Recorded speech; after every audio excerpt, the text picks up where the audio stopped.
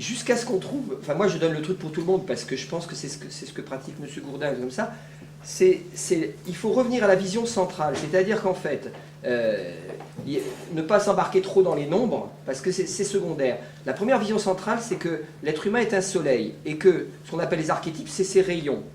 Vous voyez, c'est le principe qu'on trouve chez la roue de médecine, chez les Sioux par exemple comme ça, eux ils mettent 4 rayons, on peut en mettre 12, on peut en mettre 22, ce sont des rayons.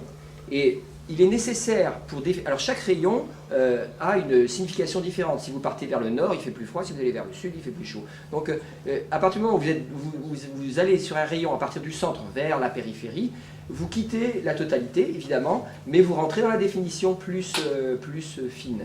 Et c'est là que toutes les disciplines, je dirais, d'ordre comme ça ésotérique, ont pratiqué comme ça. Il y a eu une vision originelle, qui est la vision d'être au centre, d'être pur soleil, et de voir que tout l'univers est contenu en moi, qui n'est plus à ce moment-là le moi, qui est Dieu, le cosmos, ce que vous voulez, hein, on ne va pas se battre avec les mots, mais enfin une conscience cosmique totale. Et à partir du moment là, on peut voir qu'on peut définir une grille de lecture universelle en prenant le nombre qu'on veut. C'est-à-dire que le tarot, c'est une division du cercle, à partir du centre, en 22 parties. Et à ce moment-là, on peut remplir ces 22 parties avec des éléments puisés historiquement dans le symbolisme. C'est-à-dire qu'à l'endroit où on est plutôt du côté du Soleil et de Mars, c'est-à-dire sur la partie sud-est, eh bien, on va, dans cette partie sud-est, on est dans le feu, et donc on va prendre Soleil et Mars d'un côté, mais si on est dans un cadre tarologique, on va placer par exemple la 7, le chariot, des choses comme ça, parce que c'est... Et là, on va rajouter des éléments astrologiques. Par exemple, dans le chariot, beaucoup d'occultistes ne savent pas si c'est Mars ou si c'est le Soleil. C'est le char du Soleil, évidemment, c'est Apollon, le char du Soleil.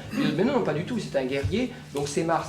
Mais les deux sont vrais. Et en fait, tout est bâtard à chaque fois. Il suffit de se rappeler que c'est un archétype, c'est-à-dire un rayon qui amène au centre. Et c'est comme ça qu'on peut éviter des erreurs qui ont été faites par les ésotéristes. Par exemple, en tarot, on fait ce qu'on appelle l'addition théosophique au centre. Hein. On prend les 4 cartes et on les additionne.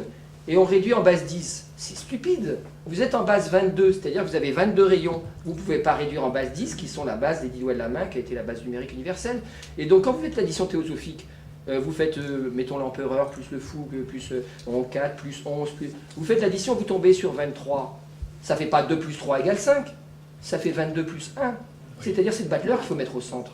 Et si on se réfère à cette vision d'origine sur laquelle ont été structurées ces connaissances-là, à ce moment-là, il y a certaines erreurs qu'on ne fait plus, et ça évite de partir dans les décors et de ne plus être crédible après, parce que dès qu'on sort de la base qu'on a, on se trompe sur 20% de ce qu'on dit. Ça suffit à ne plus être crédible. Alors que si on reste sur sa base de départ, base 22 pour le tarot, base 12 pour le zodiaque par exemple, eh bien à ce moment-là, chaque case étant bien délimitée, on va éviter de confondre synthèse et Macédoine.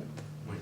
Monsieur, attendez, on va attendre le changement. On peut passer à Monsieur Nokam, quand vous nous dites quand c'est possible. Ici. Il est là. Il est en face de vous. Devant vous. Ah, excusez-moi, vous étiez là. C'est vrai, il a changé de place. C'est déconcertant. Voilà. Là, si on pouvait éteindre le phare, parce que ah oui, Merci. ça sera beaucoup Merci. mieux. Bon, Voilà. Alors, ouais. Donc on renonce au cristal et on passe au McDonald's. Alors, Monsieur Nokam, vous êtes prêt? Oui, merci. Simplement, donc, je voulais me brancher sur une remarque de M. Albron là, quand il a dit qu'il y avait une astrologie qui pouvait s'utiliser sans éphémérides. J'espère que, enfin, comme je suis arrivé en retard, peut-être n'en avez-vous pas entendu parler avant que j'arrive. Je voulais simplement faire la remarque que cette astrologie existait. Il s'agit d'une astrologie qui se relie aussi au tarot. C'est ce qu'on a appelé l'astrologie ésotérique, c'était celle des Rose-Croix. Et cette astrologie, donc, partait, je ne vais pas la définir, je n'ai rien préparé, c'est assez ancien comme étude, cette astrologie partait de cercles, il y avait un cercle de Saturne, il y avait un cercle de Jupiter, il y en avait 7 cercles, là, les 7 planètes classiques, et dans ces cercles, il y avait des listes de degrés où l'on retrouvait absolument toutes les cartes du tarot. À partir de ces emplacements, un consultant se retrouvait donc soit devoir être étudié en fonction du cercle de Saturne, soit en fonction du cercle de Jupiter, etc. Et ensuite, ce que je veux dire, c'est qu'on ne cherchait pas à savoir où étaient les planètes. Ces cercles de Saturne et de Jupiter n'avaient rien à voir avec les planètes mobiles donc du ciel, mais l'ensemble de cette astrologie rosicrucienne est un système fermé. Puisqu'on parlait aussi de structure d'astrologie, ça peut être intéressant donc de signaler cette existence. Un système fermé où les possibilités étaient très faibles d'ailleurs. Je les avais calculées, c'est quelques milliers de possibilités. Cela veut dire que soit au point de vue, voyance, soit au point de vue définition d'un profil, il n'y avait peut-être que quelques milliers de types humains. Je me trompe sûrement. Ça avait sûrement une autre application. Et donc voilà pour cette astrologie, donc sans planète mobile, sans planète du système solaire, qui est proprement occidental, donc c'était les Rosicruciens qui l'utilisaient. Nous avons l'équivalent en Asie avec la véritable astrologie chinoise. La véritable astrologie chinoise n'a rien à voir avec les 12 signes qu'on vous vend là, dans les rayons que l'on voit d'ici. Hein.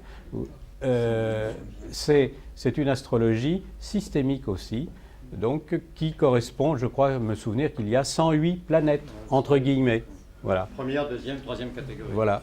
Et donc il y a tout un système. Pour vous me raccrocher aussi à ce que vous disiez, dans l'astrologie rosicrucienne, on utilise aussi la numérologie au niveau du nom de l'individu, de son prénom ou même de son titre, quand il était roi, prince ou ceci. Donc voilà, c'est toute une simple petite parenthèse que je voulais faire. Oui, je voudrais que nous orientions un peu à présent le débat sur une question, si vous voulez, qui me paraît assez intéressante, c'est le problème de la corruption du savoir. C'est-à-dire que c'est l'hypothèse de la corruption. C'est-à-dire, effectivement, est-ce que les savoirs qui sont traditionnels et qui parfois sont prétendus révélés, ou en tout cas qui ont été établis à un certain moment, sont restés intacts?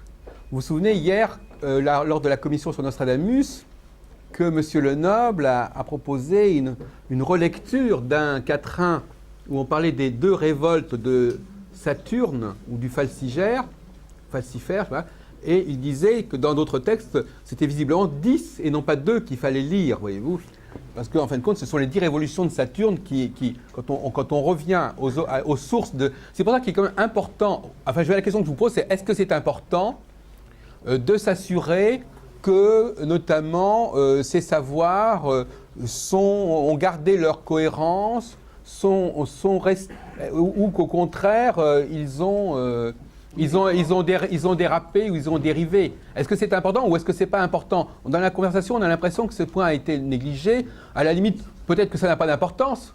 Après tout, c'est peut-être l'exégèse, le commentaire qui est important et qu'au fond, alors là, si vous voulez, ce que je voudrais, c'est orienter la discussion sur l'exégèse, c'est-à-dire que le poids du commentaire qui va relativiser finalement la cohérence du système utilisé. Hein? On a parfois des systèmes qui sont très incohérents ou qui sont très discutables en eux-mêmes, mais qui ont généré un commentaire qui lui-même est extrêmement intéressant. Et donc là, ça montre que parfois la cohérence, elle vient en aval et pas en amont. Mais inversement, on pourrait dire que parfois, il est peut-être intéressant de réformer un système et de lui restituer sa cohérence d'origine. Donc il y a 2 stratégies, celle de revenir à un état plus cohérent du système. Moi, je me souviens que j'avais fait une étude il y a longtemps en me demandant si l'alphabet hébreu était toujours resté dans le même ordre des lettres, par exemple. Et donc, par conséquent, parce que si on compare, par exemple, l'alphabet hébreu et le Sefer Yetzira, on a l'impression que l'ordre de l'alphabet hébreu ne correspond pas exactement au Sefer Yetzira, qui est censé être un commentaire de cet alphabet hébreu. Donc, c'est quand même étrange qu'un commentaire d'un document ne corresponde